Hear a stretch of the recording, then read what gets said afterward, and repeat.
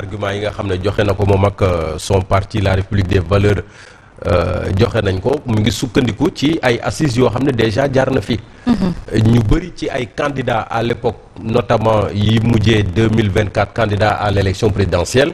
ba ci Bassirou Diomaye Faye mii toog ñoom daanaka ratifié woon nañu wala signé woon nañu yooyu tey jii bu ñu ñëwee peut-être liñ ci mën a dolli mooy juste que préciser que la date du 28 mai. a été une date décrétée par Macky Sall journée du dialogue national. Et déjà Macky Sall balaa mu fiy jógee def na déjà 3 dialogues nationaux. ci format bi ñu ko xamee woon. kon Diomaye n'a fait que prendre le relais. Mais cette fois-ci il sera plus question de système politique. Système politique, et je le disais la dernière fois, ana urgence électorale bu fi am ana urgence politique bi fi am ba ñu war a waxtaane le système. Disons politique, le système électoral wala lépp lu ci aju. Dialogue c'est bien parce que c'est des moments quand même de démocratie, c'est des moments de concertation, c'est des moments de discuter de certaines questions, parce que quand on dit dialogue national, le dialogue c'est pas seulement sur des questions politiques. Malheureusement nos dirigeants les responsables politiques nous ont habitués à discuter de questions politiques, parce que souvent politique bi moom mooy gën a fës ci li nga xam ne ñun Sénégal dañ koy paral di jiital di ko def. Mais pour man il y a d'autres questions. Il y a la politique économique, sanitaire, sociale. Je ne dis pas que le dialogue warut a am, mais pour man il y a des questions urgente du moment yoo xam ne waroon nañ ci mën a profiter tegaale ko ci table bi, peut-être les questions politiques mën na ñëw, mais nañ ci boole yeneen yoo xam ne dina mën a dem. Et je crains que à ce rythme Thierno Alassane moom déjà wane na boppam. ñi ci des fan lañ ci féete. En tout cas on a encore quelques semaines pour mën a yegg ci datu 28, mais balaa mu ñu fa yegg est-ce que du am ñu bëri ñoo xam ne également dinañu boycotter dialogue boobee. Et il faut le dire, ñii nga xam ne ñoo fi nekk tey jii ci bopp nguur gi, mais dialogue bi mujjee ñoom dañ ne woon demuñu ca. ak ki waxoon ne il va pas dialoguer avec un pistolet braqué sur la tempe.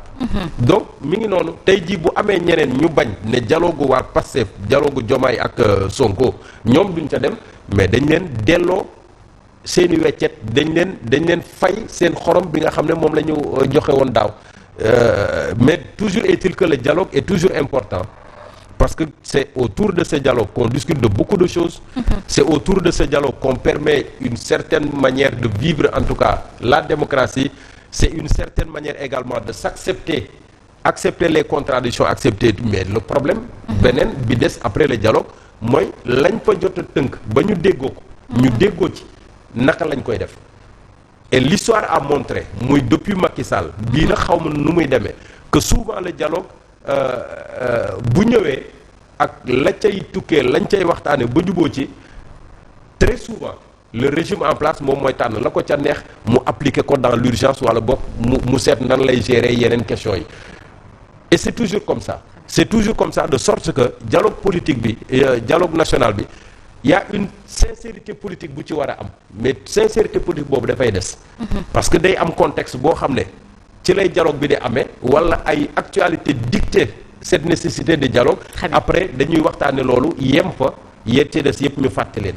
Pour man war nañu mën a waxtaane tolluwaayu réew mi ci wàllu koom, war nañu mën a waxtaane tolluwaayu réew mi ci niveau santé, war nañu waxtaane tolluwaayu réew mi ci jafe-jafe yi nga xam ne moom lay askan wi di dund chaque jour, ñu war cee mën a wut saafara ca teel, parce que justement moo tax ba ñu fal ñi. Justement, alors Thierno Diop, mën nañ jàpp itam ne pacte de stabilité bi nga xamante ni peut-être c'est quelque part voué à l'échec, ndax am na ñoo xamante ni ba tey ñoo ngi gën di manifester, am na ñu xotti sax ñoom li nga xamante ni moom moo di li ñu jot ngir signer ko. Est-ce que loolu firndelul ne xëy na nit ñi maar nañ ci dem ci dialogue politico-politicien, dañ soxla xëy na ku gëstu bu baax a baax li nga xamante ni moom moo di jafe-jafe bi askanu Sénégal di nekk di dund. waaw jërëjëf soxna Asma Khadija, mën nañu waat ñëpp ñu ma bokk ak plateau bi ak ñi ñuy bàyyi xel di leen gërëm. Nga ne pacte de stabilité. xam nga pacte de stabilité day jafe, waxoon naa la ko fii. boo xoolee balaa ñuy def ci premier mai bi. mais jaaxal na ma loolu nu ñu koy xaatimee te jafe-jafe taxaw. biir de stabilité, ventre, stabilité du ventre.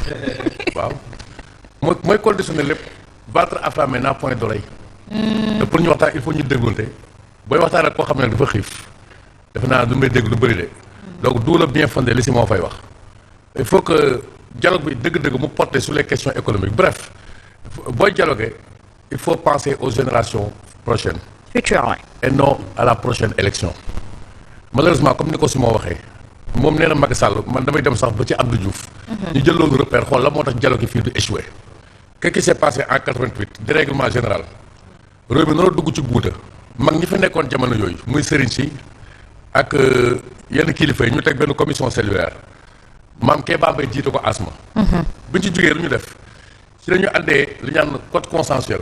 ba 1992 maanaam wàllu élection léegi nii lañ koy doxalee. mais c'est que Diomaye ak Sonko même Abdou Diouf fait mieux que. Ah bon? pour wax ne dañoo dellu ginnaaw mais xool tey ni ñuy doxalee ci presse bi xam nga loolu moo xewoon ci Abdou Diouf RTS moo fi nekk. war télé Sénégal ak rajo Sénégal boo bokkul kii boo bokkee opposition daanaka doo feeñ.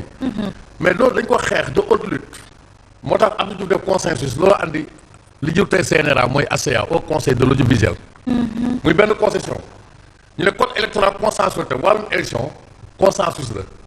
mais ñi ne lañ def bàyyi ba falu ba pare président ñu bul fàtte polémique boobu ñu forcé gars yi def élection législative bett gars yi alors que ñoom xamoon nañ secret bi nëbbu leen ko il pensait à la prochaine élection il ne pensait pas aux prochaines générations alors que donc esprit code consensuel boobu donc Abdou Diouf moo ko commencé faussé bi ñu ko joxee code consensuel mooy du ma ci dindi virgule bi mu demee ba am conjoncture bu ko défavorable waxuma la dindi la virgule mais point virgule yi point d'interrogation yi point d'exclamation yi point de suspension yi lépp la dindi def lu ko neex loolu jur alternance après loolu moo amaatam ci président Abdoulaye Wade da ngay gis dañuy wote dialogue ba moom fin bi sax opposition bi nangatuñu toog ak moom ba loolu jur 23 juin muy musiba Sénégal mu caat Macky Sall même chose parce que il faut dire la vérité qu'elle est. mais ñii dafa teel parce que ñoo ñëpp dañoo doxal ba ci kanam ñu door a toll foofu. waaw bien moom déggoo li ma wax si njëlbeen waxtaan. il faut dire que Abdou Diouf ñu dañoo delloo ginnaaw. bu baax a baax et puis dafa mel ni lu ñu inspiré ci passé. parce que boo faloo da ngay am benn euphorie da ngay defee ne lii du jeex. Macky Sall bi mu ñëwee nar a def moom tam commencé rek te jaate yi fii xam nga affaire dem def lu ko neex ñu naan ay réduire l'opposition à sa plus simple expression. bi dafa dem ba xam ne mënatul nekk. parce que jafe-jafe yi mooy débat les questions économiques. Sénégal duñu la xaar foofu noonu nga fi nekk di songal parce que gënoo leen muus. mais la woote dialogue juin la bàyyi Karim Wade donc pour dafa mel ni pour bàyyi woon Karim Wade kese la pour mën a respirer moom tamit.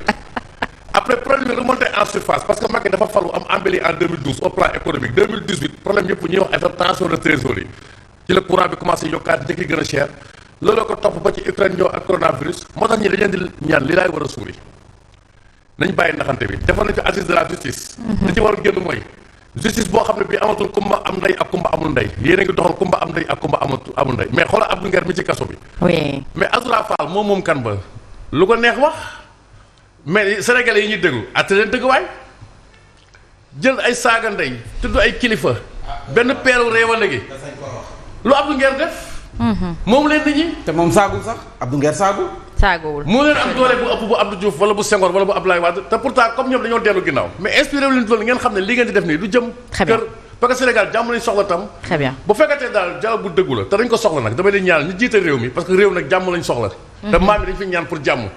kon ñoom tamit ñoo ma ëpp xam-xam fuuf ñi leen war ëpp ma xam-xam fuuf comme ni ko Simon waxee daal woote leen dialogue boo xam ne bii dëgg kese te bu mu am benn compromission amul ay protéger sàcc amul dara waaw dëgg rek lal ko.